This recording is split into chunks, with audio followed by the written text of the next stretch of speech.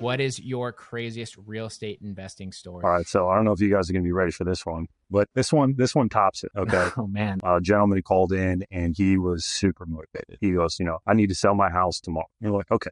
In my mind, the people that are the most motivated typically can't sell or there's some kind of red flag. The early part of me was like, oh yeah, let's go. I got to get out there tomorrow. The new part of me is, let's ask a couple more questions before I jump off this cliff. Sure enough, it started to play out. I went out to visit the gentleman. It was a small, little hill country town here in Texas. It's called Wimberley. His only motivation to me was, I need to get the F out of Texas. And I said, okay, that's weird. And he goes, I will sell it to you for what I bought it for in 2017. I was like, strike two, buddy. You're getting really close to strike three. I show up and I immediately just text the guys on the team. I'm like, hey, I'm at this address. If you don't hear from me in an hour, SOS. So I show up, I park my truck, and immediately all the signs.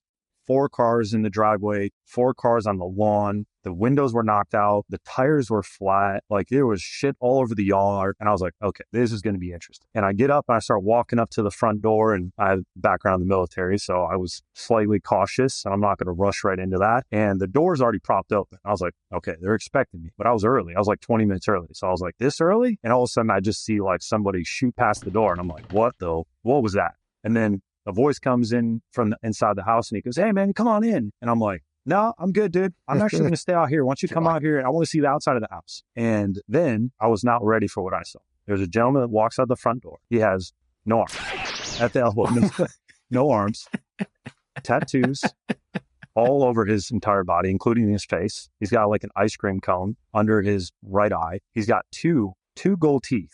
And they're his front 2 teeth, and they're long, and he's got long hair and basketball shorts and socks. Is it bad? My first question is, how do you call you?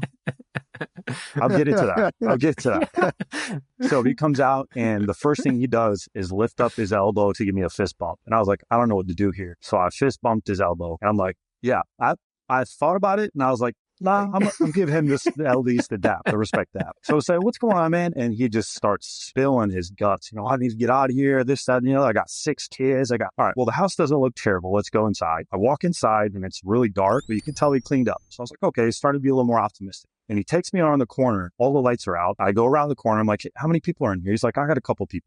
And then I look in the room, there's 5 kids laying on a mattress. There's another girl sitting on the couch. And in the corner of the room is the largest human being I've ever seen in my life. He's 6'5", 400 pounds and starts walking towards me. No shirt, extremely overweight. And they're like, what do you think about the house? And I'm like, it's unique. Yeah, I'm going to take a look and I'm going to tell you exactly what I think is best. He starts taking me around the whole house. They converted the garage into a 2-bedroom. They converted closets into bedrooms. And every single door he opened, there was people and dogs. There was 15 dogs and 22 people in a 4-bedroom, 3-bath, 2,000 square foot house. No AC in the middle of summer. All you smelled was dog and BO and sweat. And a guy with no arms just walking around telling me that I was a savior from God. So did you buy the house? Man.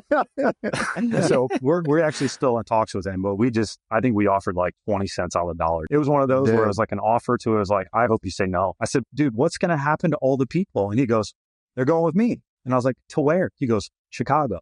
And I go, how? How? You guys just going to caravan with 27 people and 15 dogs back to Chicago? It was insane.